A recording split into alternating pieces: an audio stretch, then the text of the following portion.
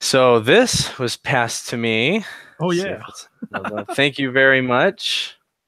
Oh, it's getting blown out. Let me see if I can dim this. And being white resin, it doesn't help. Yeah. Oh, that's the way it goes sometimes. Maybe without the light. There we go. I can see a little better shadow. Came out very well. Very well. Good job on the filling in and everything, and I trust it casted for you nicely. Looks like it did. Yeah, it casted just straight like that. On my the first cast, I had some bubble problem in the bottom, but I just tilted the mold a bit for the bubble to go up, and that was it. Awesome. Just checking something out real quick on here. So from what I can see, that looked really nice. And maybe I can find the picture. Be able to screen share here in a second. Let's see.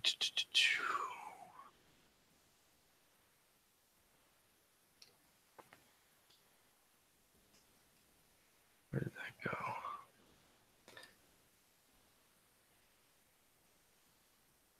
Okay, let me see if I can pull that up. Patreon.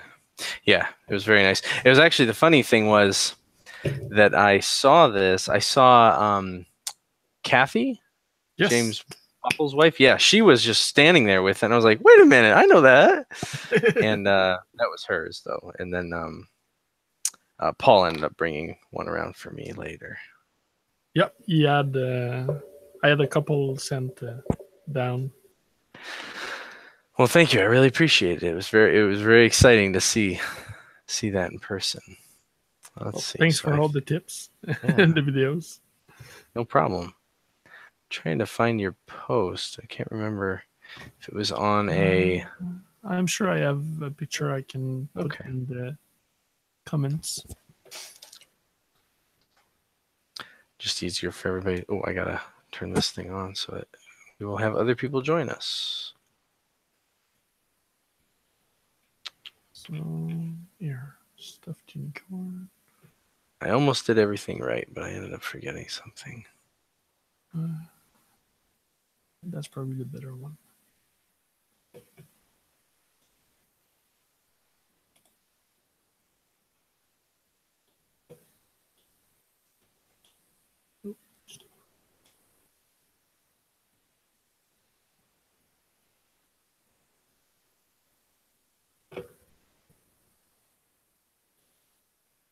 Okay. Where is it? There we go. Public. Is there a chat? Here.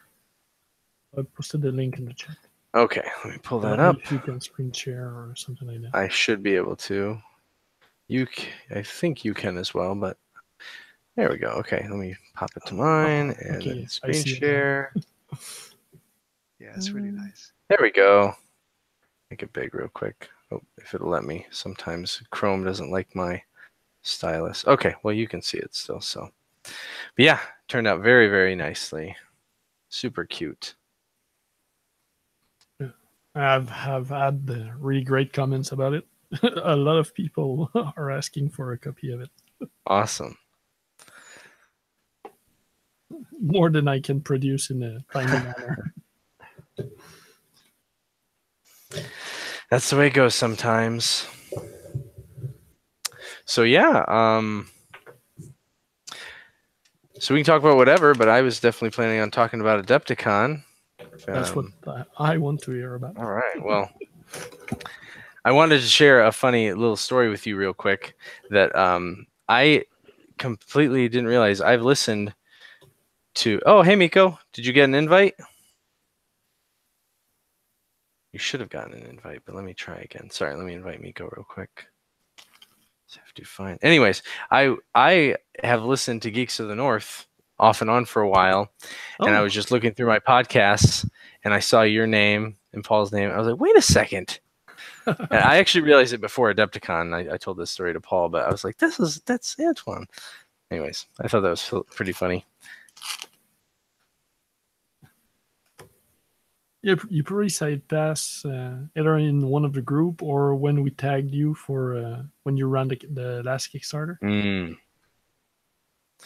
That might be. Yeah, I can't remember. I went through I was just looking for all sorts of fun podcasts and enjoy yours.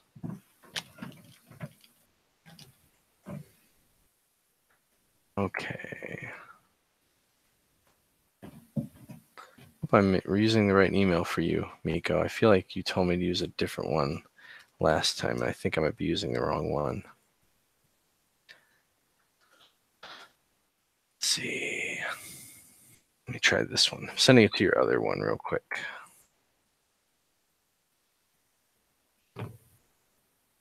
Okay. But yeah. So the show was really good. I had a lot of fun. Tree Manor was able to come up as well, and we shared the booth. So he had all of his. Hey, Miko. So I had to send it to the other email, right? No, the email was right. I was okay. just having technical issues. Okay, no problem.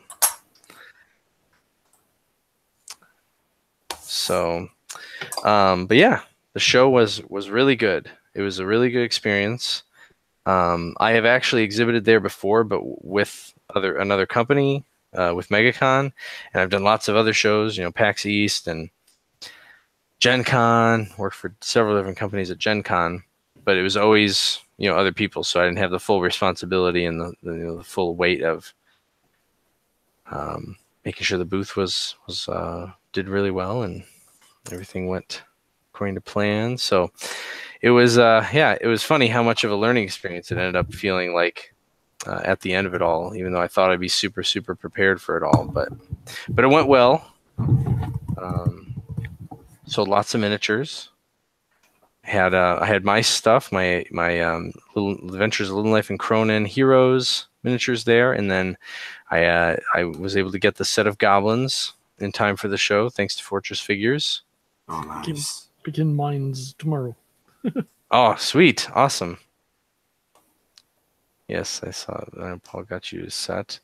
I'm really glad I did. I had those ready because they were my biggest seller at the show, so which I was pretty sure they would be. So really glad that I did that. So, but it was awesome having Trey there. Meeting so many of his customers and patrons.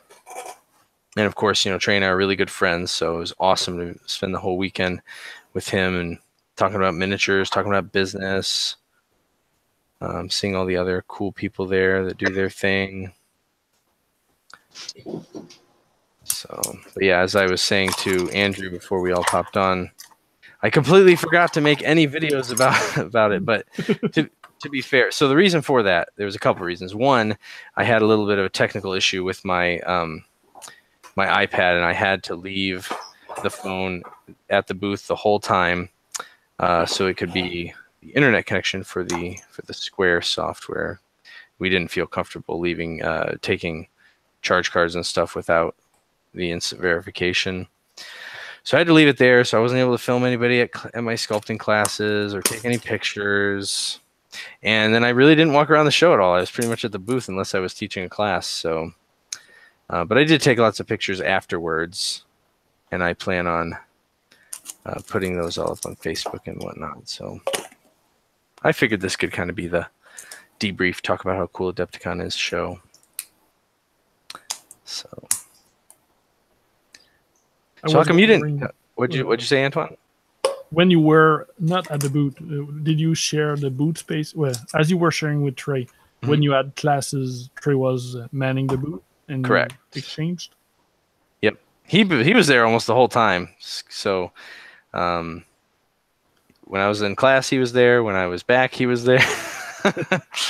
He did get to go off a little bit and look at the crystal brush and see a few things, but for the most part, he was just hanging. He was just in the booth, helping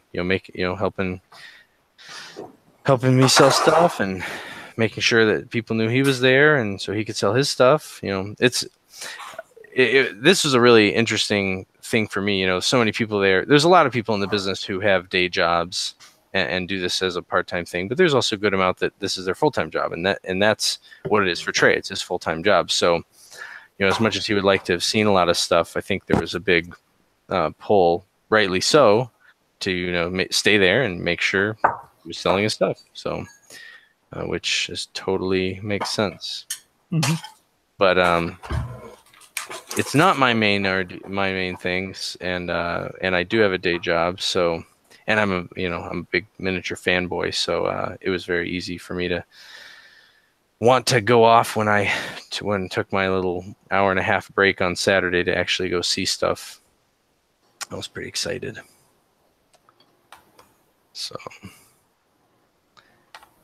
but how you didn't make it down to the show? Are you going to try and go there next year, Antoine?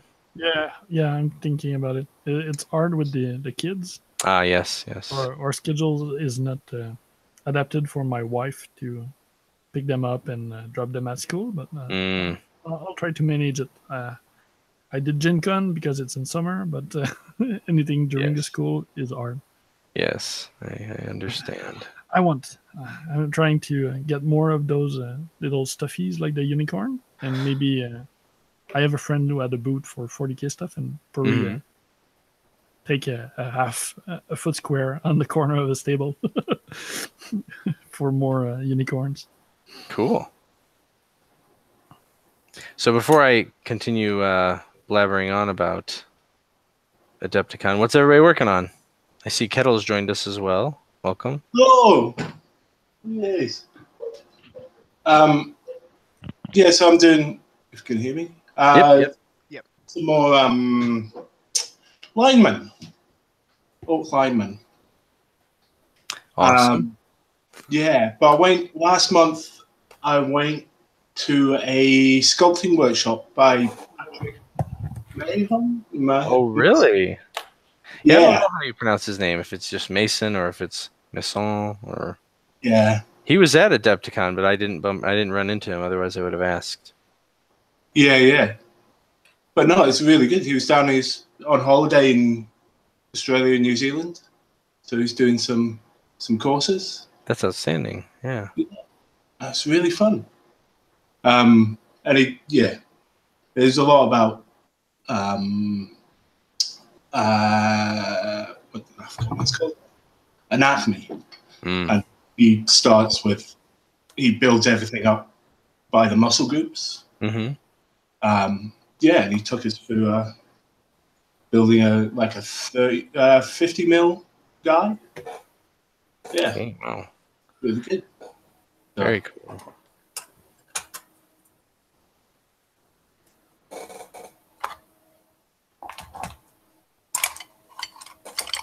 Well, I'm working on a quick little test piece.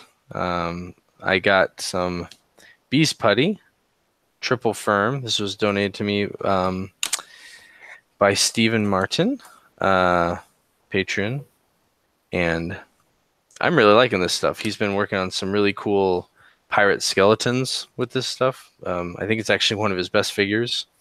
He's been posting it up on his Instagram recently, and I can see why he's liking this. It's very nice. Is this the guy who did the Skull Maiden with the rifle? Yes. Oh, it's so cool, isn't it? I think it's one of the best. I mean, I've been following him, and he basically has awesome style and the pirate fascination, I guess. But this one is really awesome. Really, all the small details on the clothing, and I loved it really. Yeah, you can tell the material's really agreeing with him, and his skills are just going up and up. So, but he sent this to me. He ended up getting an extra pack, and I had been talking about trying it out. So he graciously sent me one, and so I'm going to review this soon. But I wanted to kind of start something and get a sense of it. My initial thoughts are, I like it a lot more than the original Beast Putty I used, and I didn't dislike that. It wasn't anything that just really wowed me so much more than the Fimo I was using. but it is a little firmer. It's still very soft, but it has a good tackiness to it that really lets it stick. And so in some ways, it's still definitely a clay, but it feels like it almost pulls like putty sometimes, which is kind of interesting. But I do like that it's a little firmer, even though it's very soft and easy to manipulate. So I'm just sculpting a little kind of typical garden gnome looking guy. Just something small and easy to get a feel for it. That's what I used for the unicorn. Oh, yeah? The triple firm? Yes. Awesome. Yeah, it seems like a very nice blend.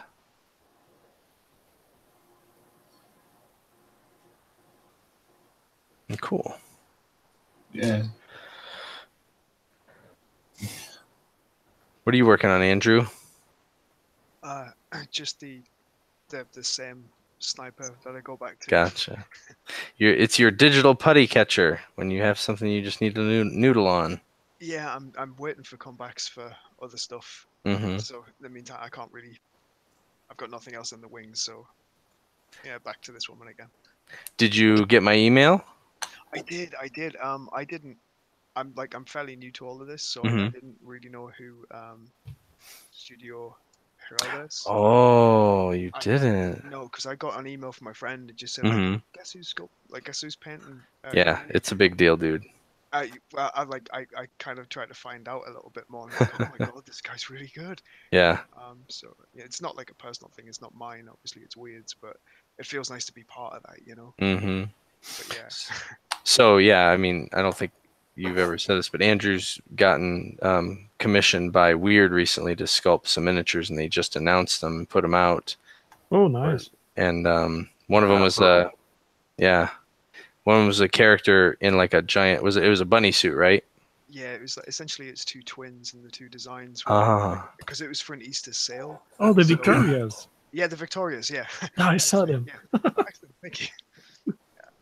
Yeah, it was that. I'm kind of like, that was really good. It was my first like really big job, but I'm just a little bit annoyed that they're only going to go on sale for a small amount of time, and then you won't be able to get them after that. So I just yeah. What's the amount of the sculptures that they're gonna mold? You mean sort of like how many are they doing? Or... Yeah, like because like I was thinking, imagine like your sculpture is gonna be in like 1,000 houses, that must feel really cool. I think because it's like an Easter special, it's just like part of an Easter sale, so you can buy them like as a couple themselves, which are like part of like a 4 miniature special thing. But it's basically for anyone who wants to order it, because they're doing them in metal. They usually do them in plastics, but they're doing this run in metal. So it's just going to be a case of whoever wants them in this. I think they're only on sale for like a week. We'll get them, but I'm sure someone will buy it. I'm sure someone will like it, and I'm really over that. I'm over the moon about that. It's really good. Cool.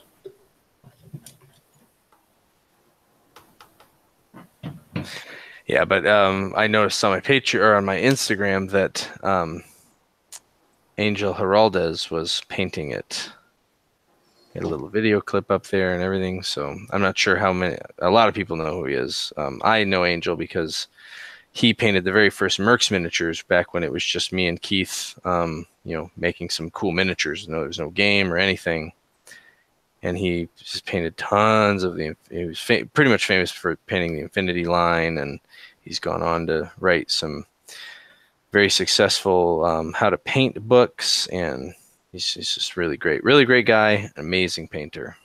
Was it available, the photos on MegaCon's site? Was there his handiwork? Yes, it would have been the very early ones. I think it was all of the CCC and then all of the Chembar. I think he did some other ones, but I know he did those. I spent hours just looking at those Mercs minis at their websites. Beautiful work.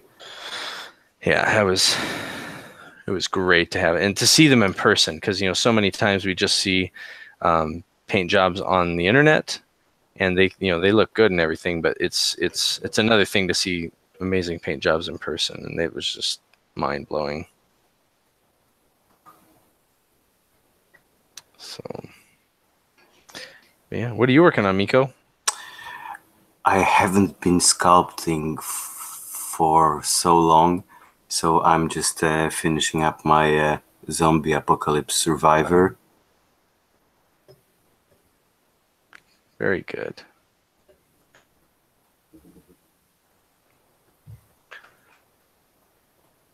And Antoine, did you say you were just working on more?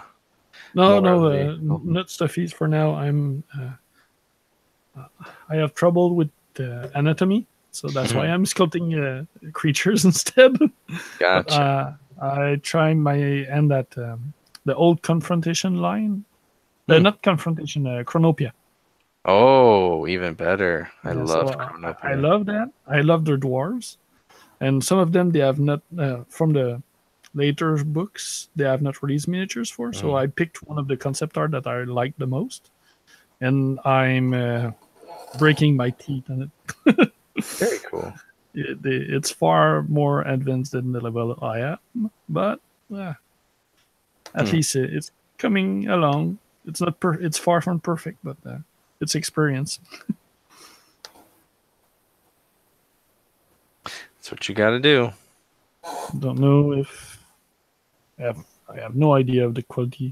It's the first time using that camera, so Oh, it looks pretty good. Oh, there it is. Oh. Let me stop talking. There we go. Now we can all see it. That looks great. Very nice. All green stuff?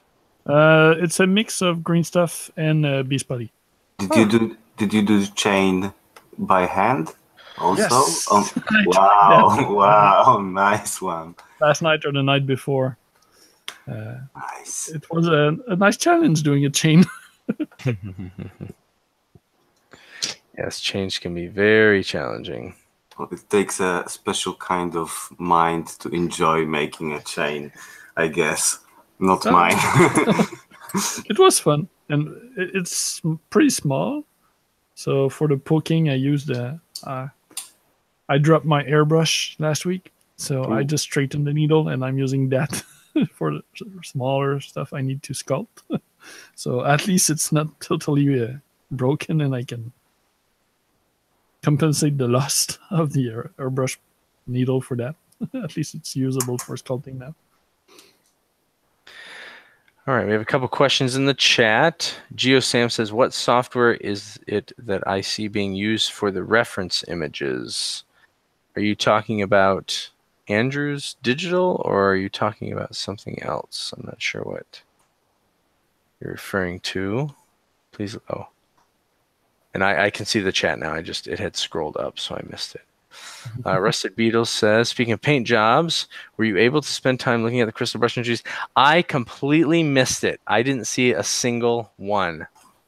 The one time I was really able to get in the vendor hall and move around, I was on a frantic mission to buy gifts for my kids and get a Saga army for myself, and then my time was up and I had to run back to the booth. I probably could have stayed longer, but I didn't want to leave Trey alone. So I'm really disappointed about that. So I'm going to try and get on the site and just check out all the ones they posted photos of and whatnot. But I did get to see some entries in persons. But a couple of the painters that I knew showed me what they were entering, and it's astounding the number of entries and just how amazing they are. Wish they'd bring back the sculpting category, but there's just never enough people that enter. That's why they got rid of it. Did you already? Oh, sorry. No, go ahead. No, I was wondering, did you already share what loot did you get from? I didn't share that either. I need to take a big picture, but I did. So before I got, right now you see a boot. Oh, that's Andrew sculpting in ZBrush. It's a digital sculpting program. So that's what you're seeing down there. We can highlight that. So that's actually his screen. You're watching him, live sculpt on the computer. Anyways, but yeah. So I wasn't originally going to exhibit, but I always go to AdeptiCon and I love it. So I always sign up the first day they open badges, and I got a premium badge, which isn't the top tier one, but it's still pretty good. And so I got a couple I got a Guild Ball board game and a Dark Age starter kit, several books, tons of little free miniatures. There's a really cool one by Victoria Lamb. It was like a female Imperial Guard commander of some rank. I don't know all the right rankings in 40K for that group, but it was really cool. A lot of character with it. There's some more too, but I'm more excited about the stuff that I picked up for myself personally. But I'll do a little swag bag video of that stuff. Let's see. Oh, Jay can't get in the Hangout. Let me try and invite you again, Jay. I hope this isn't the case, but there's a slight possibility that there might be a limit on the number of people that can join. I thought we could have more than this. There's supposed to be one, but it's over 10 from memory. Okay, yeah, okay. Well, then we should be okay. Let me see. I'm trying to find Jay's email.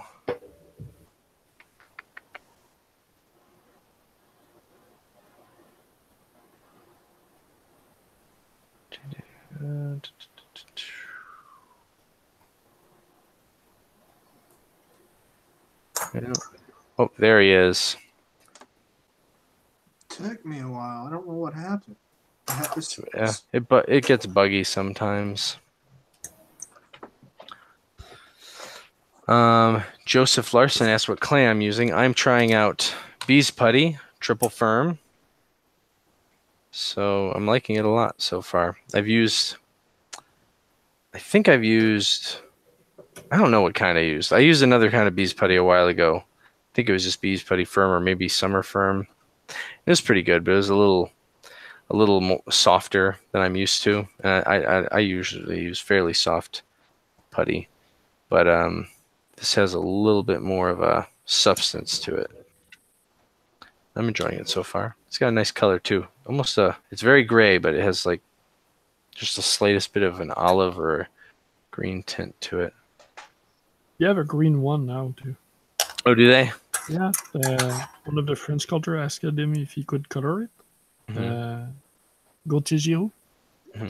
So he did a special mix and he's selling it. It's about the same color as green stuff. So That's when cool. you finish your stuff, it doesn't really show that you mixed putties or mixed material. Gotcha.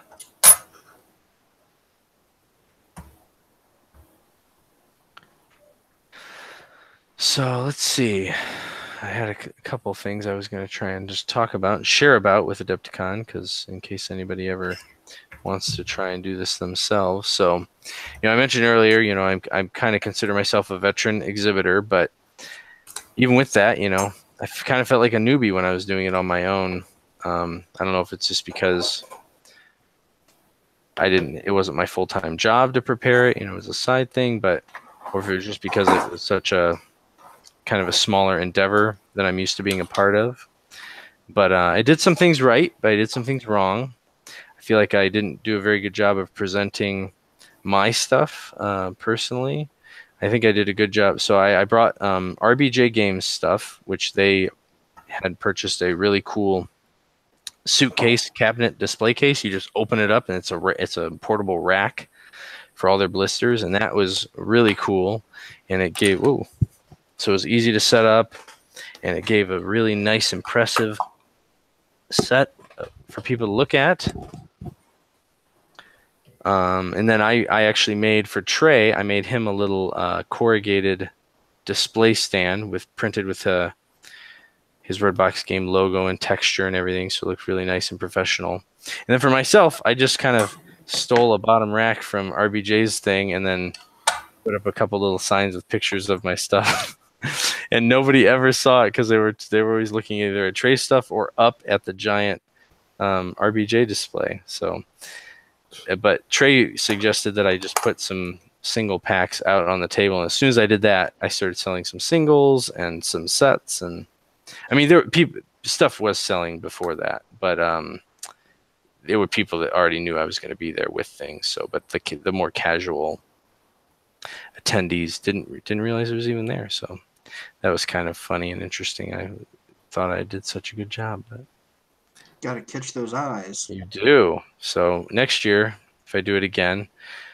More proper signage behind me because we were outside of the exhibit hall, and so right behind us was a really large open area and a window to outside. So like we were kind of like engulfed by this beautiful outdoor lighting, and so anything kind of behind the table was just completely lost. So, and display case would also be a good idea because then you can show off assembled or painted miniatures, and so that's all on the to-do list for next time for sure. So yeah.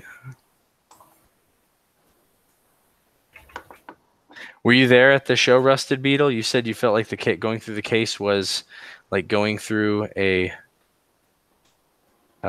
closet. I could see that because the way that the blisters were set up for RBJ, there was a big variety of stuff in there, and usually there was a peg of 3 blisters, and those tend to be the same, but then they were just scattered throughout. So one row would be Star Troopers, next row would be Goblins, next row would be robots, and so it was kind of hard to tell everything. And they were fairly small packs. I think so. There's kind of this philosophy in most of online miniatures company have, where if you buy something from them, you usually get it in like a baggie, the miniature, unless it's a larger company or a complete game. And then if you go to the show, you get retail packaging and that's because when you have something in retail, you need to catch the eye more. And so even though the case packed a lot of miniatures, I think it would have been better to have slightly larger packs and let them be spaced out a little bit better, so that people could like kind of focus in and zero in on stuff a little more. Rusted Beetle says he thinks if the case were more open and had some spotlights, yeah, some better lighting. Because we had that big lighting behind us, but not a lot of lighting in front of us, so we're basically in a shadow, essentially. But live and learn, and we still did well.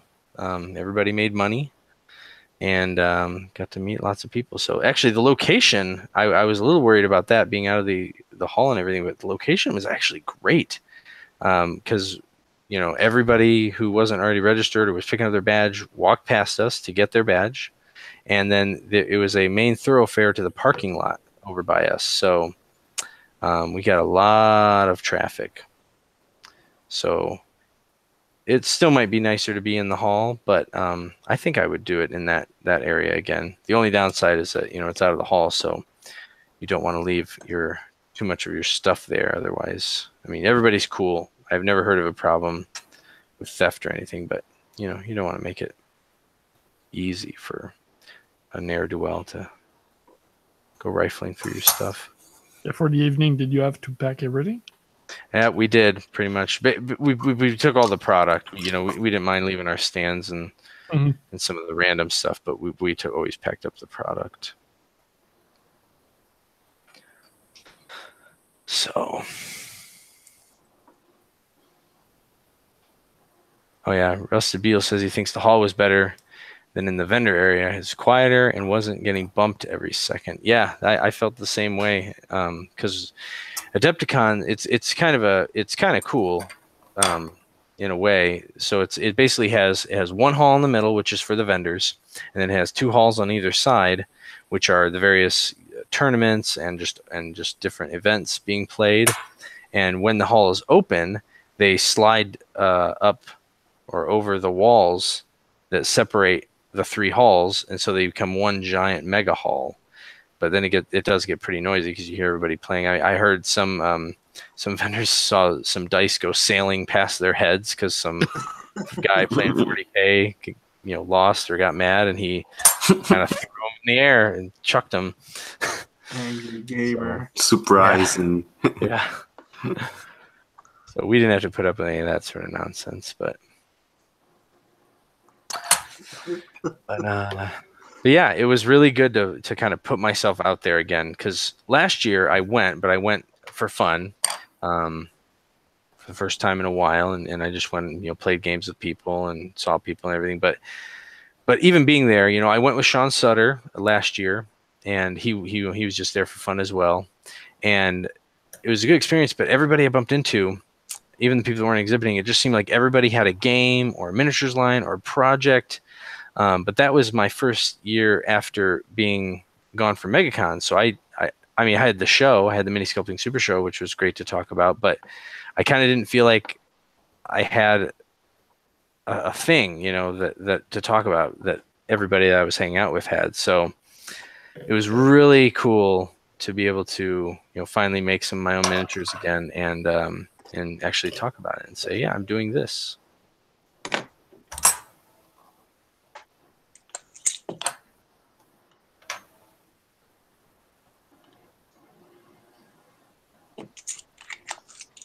Let's see.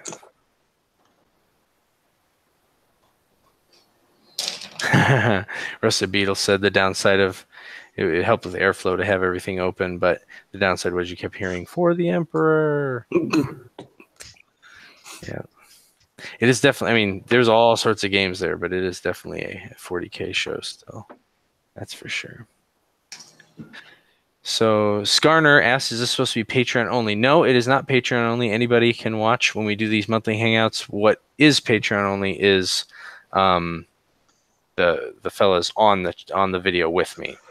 So at a certain level, you get invited here, and then you get to, you know, be a part of it a little more. So, but my classes went really well. I actually ended up teaching 4.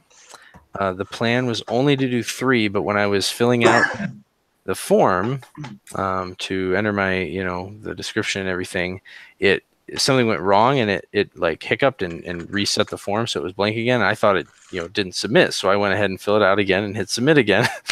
And so when they sent me my schedule, it showed that I had 4 classes. So I accidentally submitted one twice, but it worked out because, you know, they all there were a lot of people in every class. One of them, the first one, completely sold out. The other ones were all except for one were more than half full. So not many people wanted to learn how to sculpt hands and feet, or maybe it was just at a weird time. I don't know what the reason was, but hands and feet was the one that didn't have so many people. Oh, I got to meet. Oh, go ahead. Not so many people have the courage to tackle that thing. At least I'm talking from my own experience. I don't blame them. The only thing that got me over it was, to be honest, was working at MegaCon, and it was in the most harrowing of ways because Keith kept drawing guys with open hands. So it wasn't even fists, it was open hands over and over and over, at least one, sometimes 2. It looked really cool though, but it taught me a lot, and I got pretty good at it. Now I actually really enjoy them. I love trying to make them look interesting and how they're, you know, wrapping around objects or reaching out. Adds quite a lot. So the trickiest part for me switching between mediums, even one like Bees Putty, which is basically, I mean, it really is just kind of a poly clay, is they all kind of smooth. They all feel a little different when you smooth. And I always have to kind of adjust my thinking.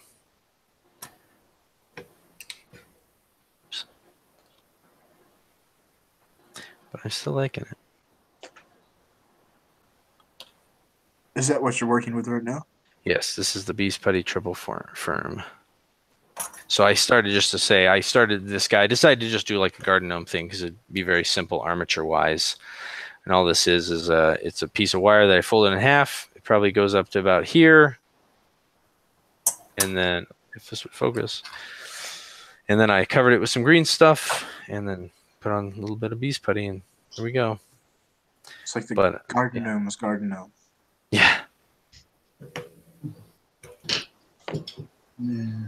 I've heard that you don't have to do the green stuff layer first. I believe what Patrick Heath does is he actually because this is a lot stickier than, I mean, it's not as sticky as green stuff. It's not, maybe probably not even quite as sticky as Procreate, but it's a lot stickier than any polyclay I've ever used. And I believe Patrick Keith actually skins his armatures with this. And I believe he I've bakes read it. from Stefan, the owner, is Mm-hmm. you melt some with acetone Ah. and you brush that on your armature. Oh, interesting. Okay, well, this might be my kind of initial test piece to get me used to working with it. I wish I could get this to focus, but if that's the case, I will definitely do another one, and I'm going to try that because now, do you know if he says to bake it? I'll research, but if you know off the top of your head, I then I'll don't just remember. ask. I saw it somewhere, but I don't remember exactly Okay. the method. I'll ask Patrick Keith. I think he'll know. He uses this stuff pretty much exclusively, and I'm pretty sure that he told me that he bakes whatever the first layer is. He bakes it, and then he adds on more beast putty afterwards. All right, baking. Yeah, because I've been using it, and I've been trying to. I did try and get it just without any green stuff, but it seems it works better than Fimo, but it's not as solid as Gotcha. green stuff. But Yeah. I did try baking it. That's because it does stick to itself quite well. Yeah, I've heard that even after it's baked up, so I'm excited to try that. But Yeah. I didn't want to leave anything to chance, especially since it didn't matter. I had plenty of room, but man, if that's the case, that could actually be a real big bonus to working with this material, because that's probably the most difficult part for people that want to work in polyclay, is needing to skin the armature first. One, it can take a good amount of time, and two, it's difficult to get it thin enough, and then to add the second layer and get that thin enough.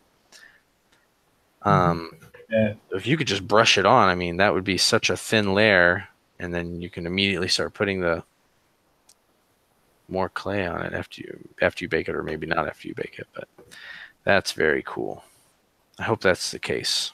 I would love that if that was the case. Yeah. I'm gonna make this guy a little fatter.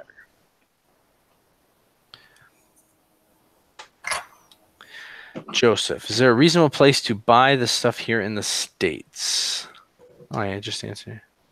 I am not sure. The only place that I was able to get it from before was Patrick Keith, because I know he's not a full-on wholesaler, but he buys enough for his own use. So he usually has more as well. I'm going to check something real quick, because I think Steven might have told me where he ended up tracking it down. That's the only place I've found it. It's from Bombshell.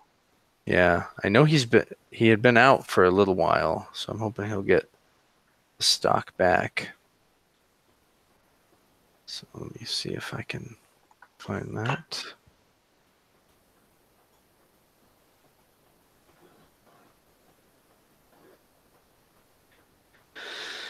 Okay, let's see.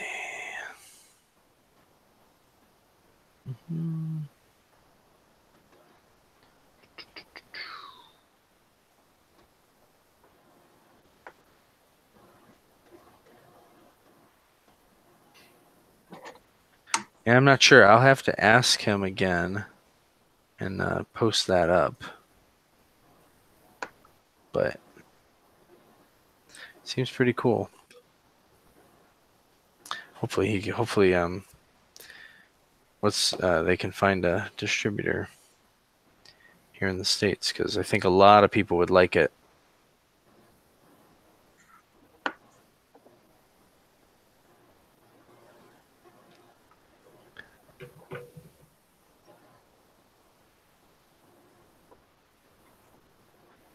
Joseph says he's seen it for $10, but doesn't sure if that's with or without shipping. $10 is actually pretty good. A tube of green stuff is like 15 or 16, depending on where you get it from. And this is at least that amount, or close to it. That's pretty good.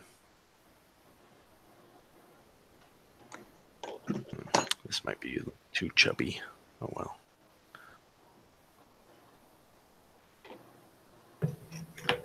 Kind of looks like that should have been his arms.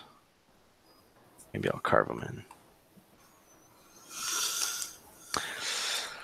So yeah, but yeah, AdeptiCon was great. I got to play Saga with Bill Thornhill of Footsore Miniatures. Really good friend, really cool guy. Hope to have him on the show sometime for an interview. He's got a really cool story. But Footsore Miniatures, I really like them. They're really good, really nice historical miniatures, Dark Age specifically, at least for now. And they actually just released the Gangs of Rome game too, which I didn't get a chance to play, but hopefully next year or maybe sooner if I find it somewhere. But Saga is awesome. I wanted to play it, to buy it since last year, but when I got there last year, they had all sold out from every booth at the whole show. And then it was very difficult to find anywhere else. But it ended up being a good thing because they ended up doing a new version, which was just released shortly before AdeptiCon, and I picked up a copy from Bill at Footsore and got a warband, so I'm excited to start on that soon.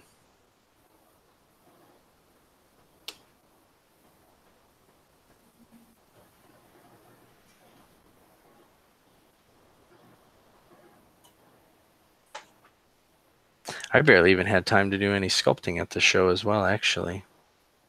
I started an armature for the miniature I'm going to make for my other son, so he's my last miniature for my kids that I need to do. Promised them all I'd sculpt something for them. Pretty excited for this one. It's going to be a dark elf. I can't remember if it's a rogue or a fighter or like a fighter thief kind of thing. It's something like that. But I'm going to really try and get stylistic with the face. Make it really maybe longer, more jagged features, things like that, just to really have it stand out from kind of my normal style. It's always fun to try and challenge yourself like that. Did you get to mold the other one you did for him, the drunken dwarf? Yeah, it's been master molded, but I still haven't made a full mold. I'm hoping to do that soon. I'll probably do it when I finish this one. But I needed to use all my capital for the goblins.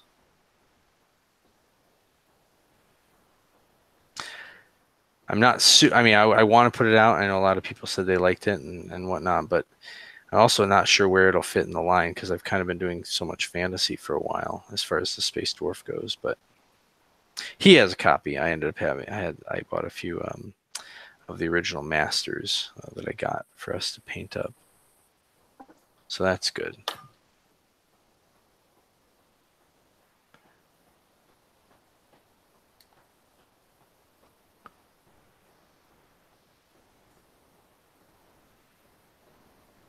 Yes, so yeah, the official term for green stuff is need to tight, as the chat has explained to people, in case anybody's wondering.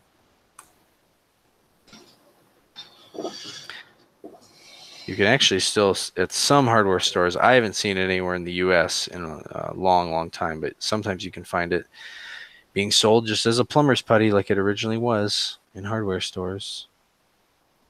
Supposedly it's cheaper, but I don't know. I just buy it from Fanization or other random stores that carry it. But a tube lasts me a long time because I do most of my sculpting with Fimo, so I just need green stuff for small things and for my underpinning.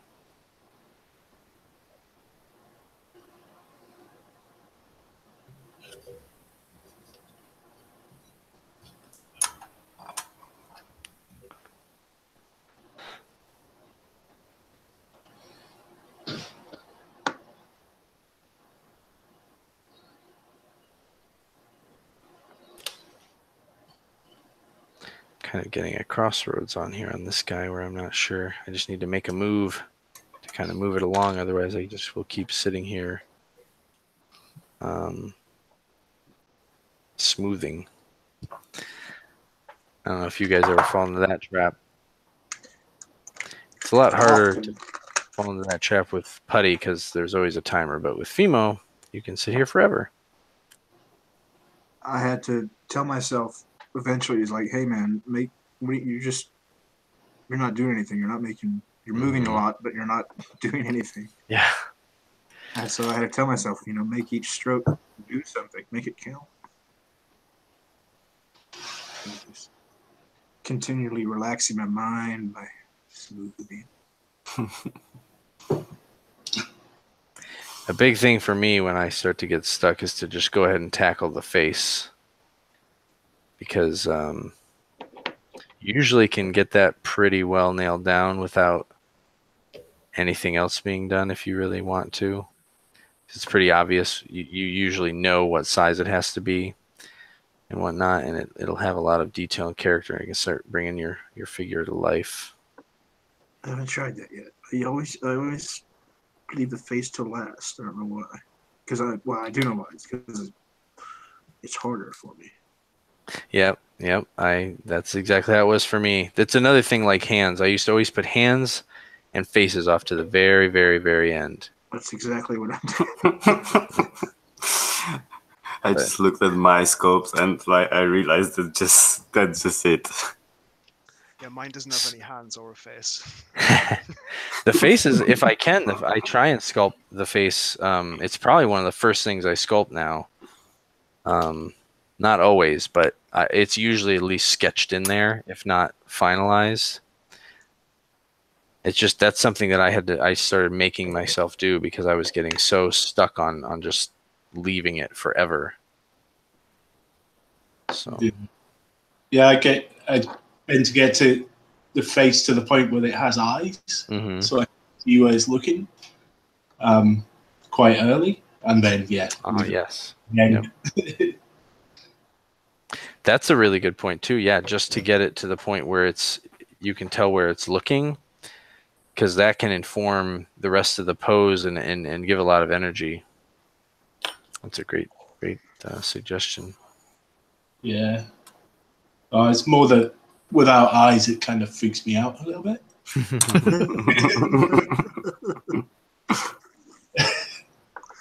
Just leave it covered when you're not working on it. Like, did you ever see that? It's like an old mid-70s movie called "Don't Be Afraid of the Dark." what a creepy title in the first place. Don't be afraid of the dark. These little tiny people come out from this lady's it's like a busted furnace or something, and they come out and they start freaking her out and eventually attack her. Wow. Oh, it's such a funny movie. It scared the urine out of me when I was a child. My mother used to torture me, but it's so bad. Sounds like it should have just been called "Be Afraid of the Dark." Right, because they're tiny little creatures in the dark that will get you. And here's an entire film about them.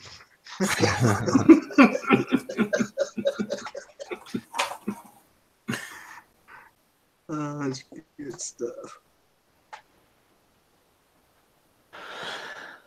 Well, I'm glad I answered your question about getting the green stuff then, Joseph. Let's see. He has another question.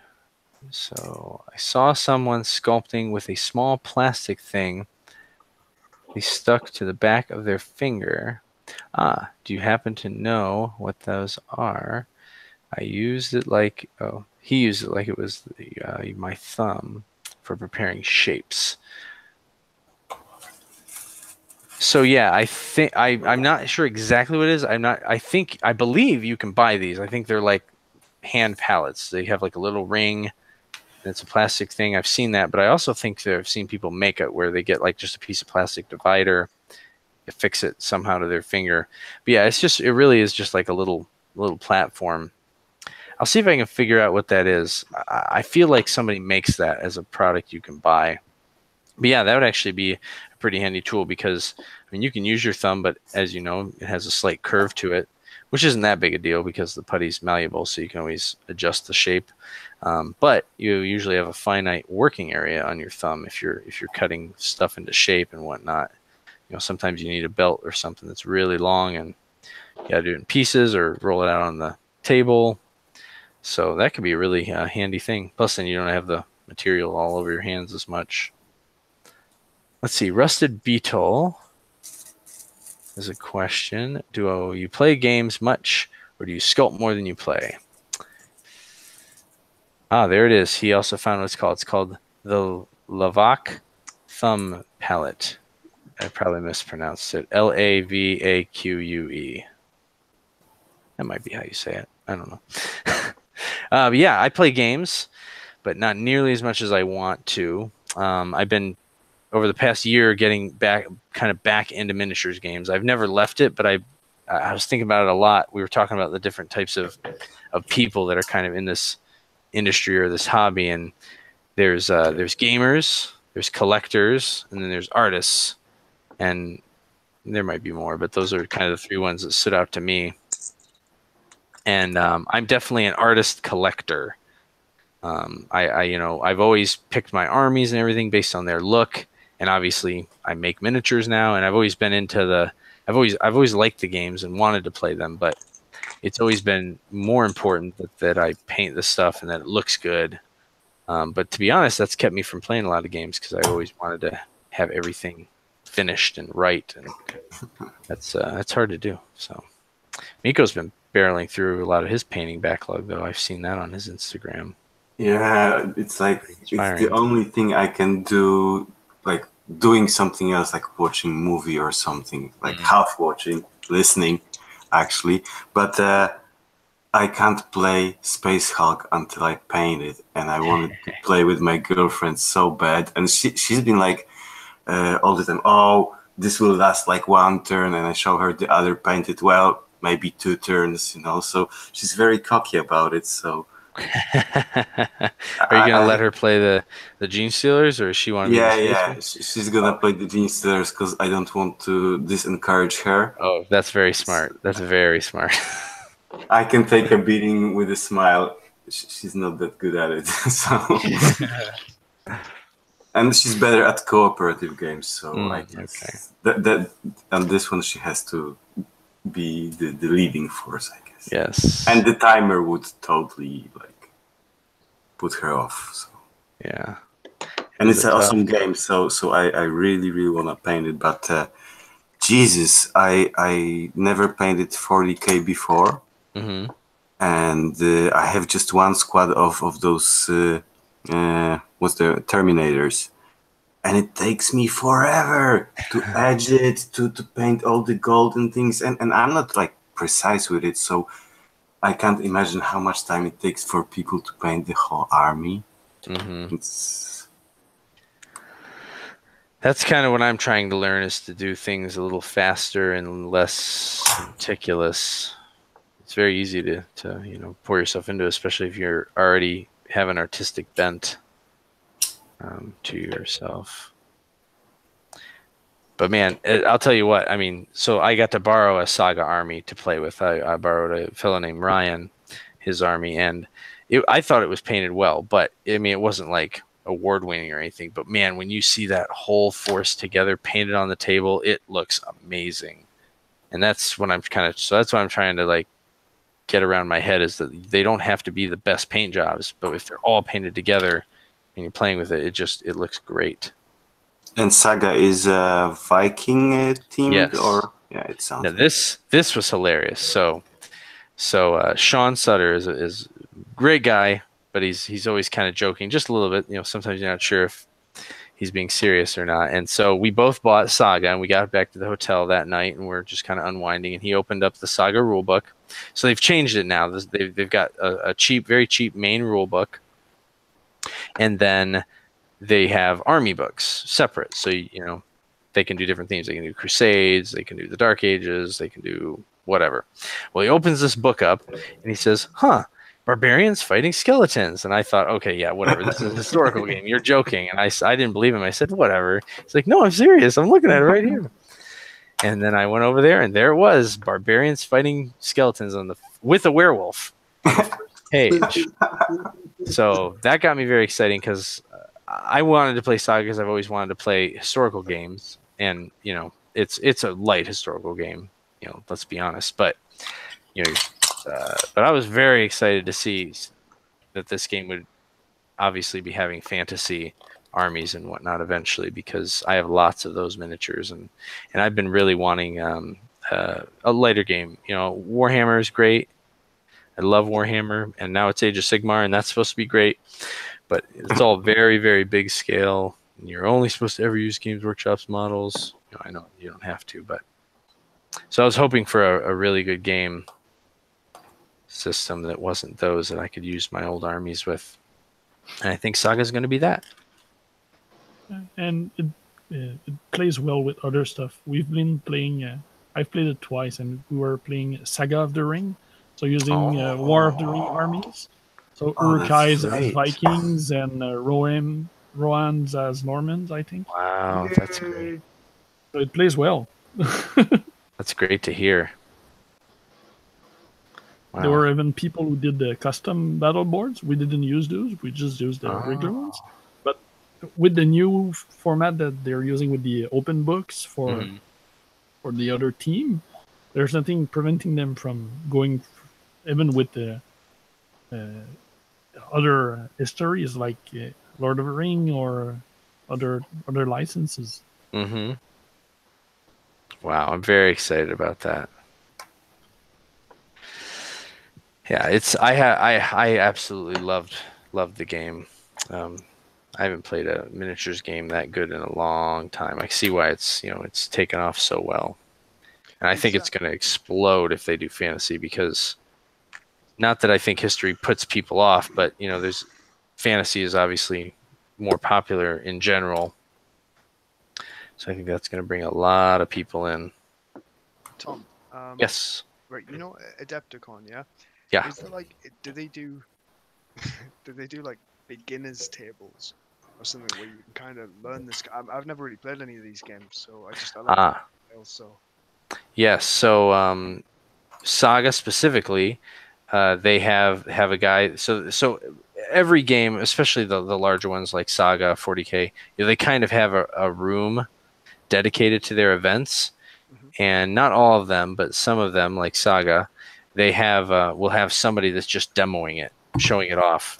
Okay. And then a lot of the vendors will have demos for their games in the hall as well. So yes, there is. It's definitely more driven by the what's it called? By the events. But there are opportunities to play demos and whatnot. So. Oh, nice. Because I'm gonna go next year. And yes, that's awesome. Ooh. Oh no, I don't know what any of that means, but ooh.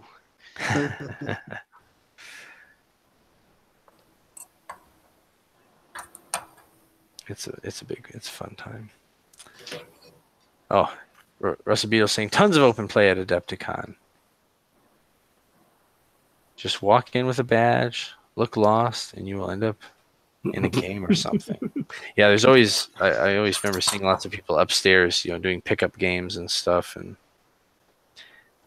lots of people doing demos. So yeah, there's a huge part of me. I might change how I exhibit if I exhibit again, because I really want to kind of be a part of the gaming and the events. Either that, or I'll make sure that I'm signed up for stuff and have time to go do them. Because I really do like playing the games. That's why I started doing all this. Now, do they have? It's a 3 or 4 day event, right? It's 4 now, yeah. I think it used to only be 3, but it's been 4 for a little while now. Do they have single games that last that entire? I don't know. Do you know, Rusted Beetle? I mean, they'll have tournaments, or they'll have leagues and stuff that go. I mean, but I don't think there's any one single game. I did hear there's somebody usually runs a giant apocalypse game, but I don't even know if that single game goes over the course of days or not. Just curious. Some of the championships are 2 days. Yeah, but I think that's the longest event. But those are usually single games, right? They just play multiple games.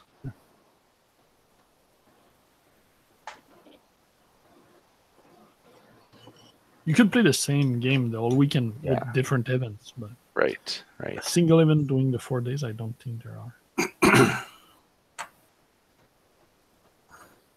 That's one of the things. I don't have enough stuff anyway to have a booth by myself, but I love playing, so that's why even if I go with a couple of unicorns and stuff like that, I need to partner up with somebody else with a booth. I want to play. Yeah. Yeah. Well, there's a friend of mine, Nicholas Bogart from the Skirmish Supremacy podcast. I hope it's okay that I'm saying this, but he is working on, he's looking into possibly having a kind of a independent miniatures conglomerate booth cool. At the show next year. So kind of like a bunch of people, maybe you don't have enough that you're willing or able to do a booth on your own, or you couldn't support it because you want to do other things and whatnot. We can all kind of band together and share resources. That way, if you need to go to an event, well, your stuff's still there, it's still seen, it can still be sold. And that fits so well with the theme of the show.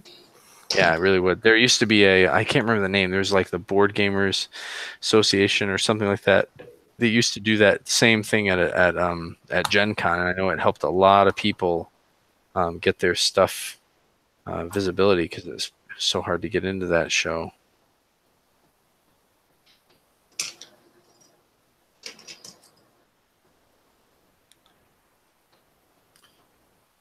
That's going to be it for me tonight. Thanks. Oh, yeah, it is about 10 o'clock. Everybody. Thanks for coming, Antoine. Thanks again for the unicorn. I'm excited to see the rest of your stuffies as you continue to work on them. I got pretty far on this little gnome as well. He's got a nose now. I need to make him look less mean, though. If you share a booth, you can take turns running off to play games. Yes, that's exactly right. So that's probably what I will do if I do it again at this point. So, because I missed getting to run around and talk to everybody as much this year. But it was lots of fun. I would definitely do it again. AdeptiCon is still my favorite show. The staff is amazing. I think they really do put on probably one of the best shows in the business. So, well, if there's not anything else, I think we're going to call it a night.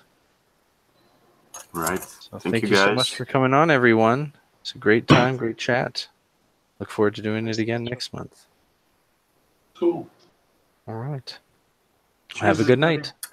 Nice one. Good night. Night, everyone. Bye.